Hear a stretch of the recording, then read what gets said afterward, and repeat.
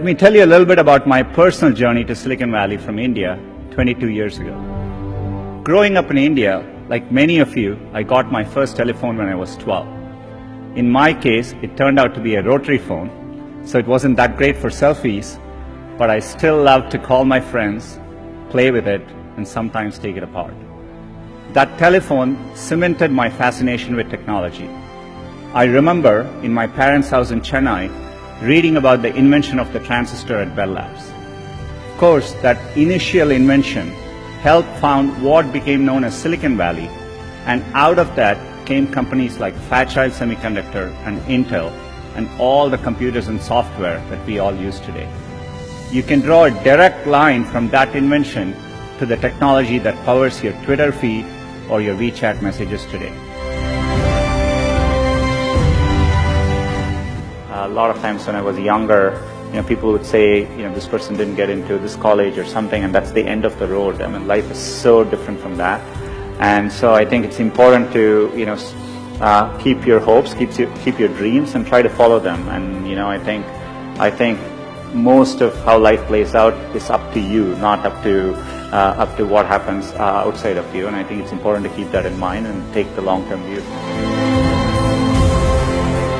I still vividly remember as a teenager jumping onto a crowded train at Chennai and traveling for 24 hours to attend my school at IIT Kharagpur.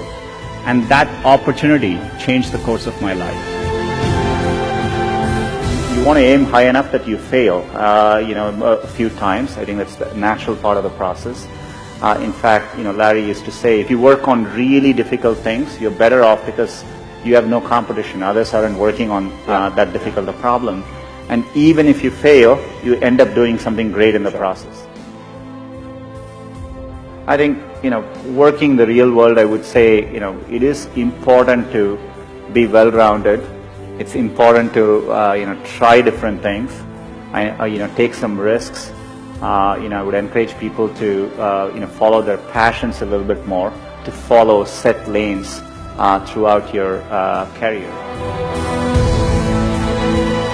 Getting into an elite institution doesn't guarantee success.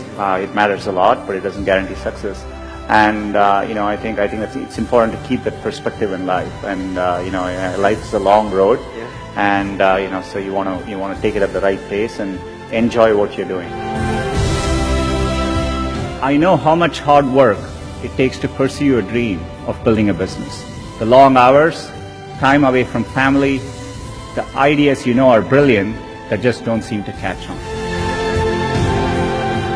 I remember reading about that and thinking, it's the idea that matters. It didn't matter where you come from or what your background is. One revolutionary idea, one brilliant invention can unleash other entrepreneurs to revolutionize industries in ways you could never predict.